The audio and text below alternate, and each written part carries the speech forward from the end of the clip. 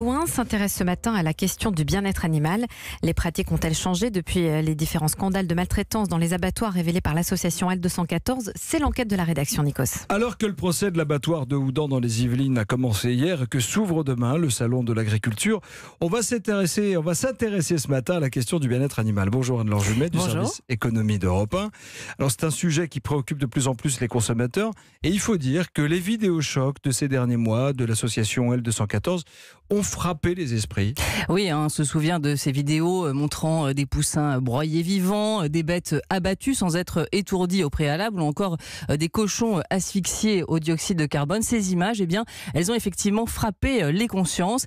C'est donc aujourd'hui devenu un sujet important pour les consommateurs. Lorsqu'ils font des reportages, je trouve ça bien. On devrait faire très attention quand même à prendre soin de l'abattage. C'est pas pour ça que je change les habitudes, que je vais me dire je mange plus de viande. Je suis attentif surtout au respect de l'animal, même si j'achète des cordons bleus par exemple, et je sais que les animaux ne sont pas très bien traités. Mais j'essaye de faire en sorte d'acheter toujours ma viande en boucherie ou dans des endroits qui ont une éthique de l'animal.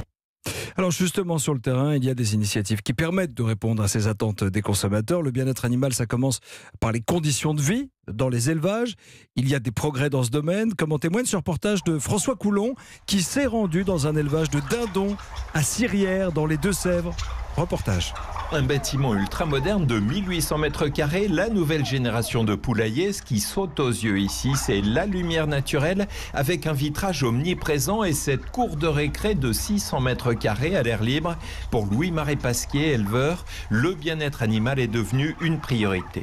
Pas de lumière artificielle, que de la lumière du jour. Vous avez vu ces petits ballots de paille, les dindons montent dessus. On a fait aussi un perchoir de 2 mètres carrés. Quand ils sont jeunes, ils montent dessus, ils font des envolées. C'est que du plaisir à voir dans l'élevage. Ils aiment bien. On a pensé aussi à mettre la radio dans les bâtiments. Pour écouter la radio le matin, les informations qui passent sur Europe 1, un petit peu de musique dans la journée, je vous certifie que c'est que du bonheur. Un dindon, quand il est sur une bonne litière de paille, il se couche, hop, il s'étale, il allonge les jambes, les ailes, il est au meilleur de sa forme. Là, vous avez vu 13 grandes trappes de sortie où les animaux vont aller à l'extérieur, en entière liberté. 600 mètres carrés. C'est cher tout ça? Plusieurs centaines de milliers d'euros pour un seul bâtiment. Mais on ne peut pas s'en passer. Regardez comme ils sont heureux.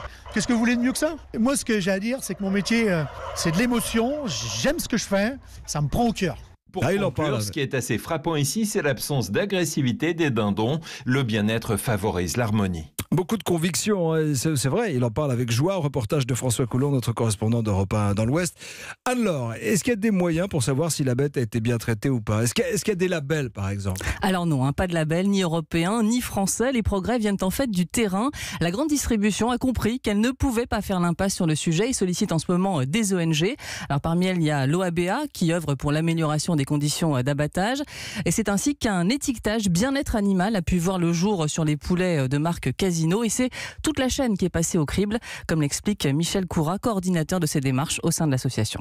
Comment naissent les poussins, comment sont élevés les parents de ces poussins, comment est-ce qu'ils sont transportés dans les élevages, comment est-ce qu'ils sont ramassés dans les élevages, transportés jusqu'à l'abattoir, et comment ils sont abattus. C'est pas du tout une opération qui est destinée uniquement à une enseigne, mais qui est appelée à s'étendre à la fois à d'autres espèces animales et aussi à toutes les autres enseignes, tous les grands groupes, Label Rouge, etc. C'est une démarche qui est pleine de progrès.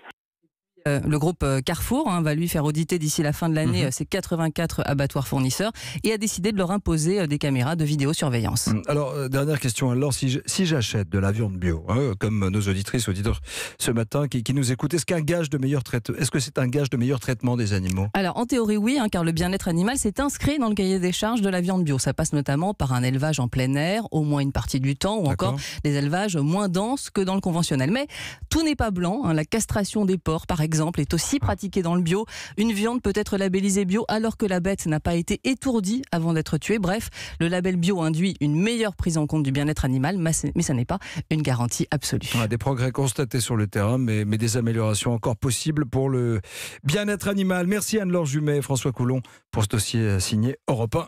Va plus loin. Nikos Aliaga.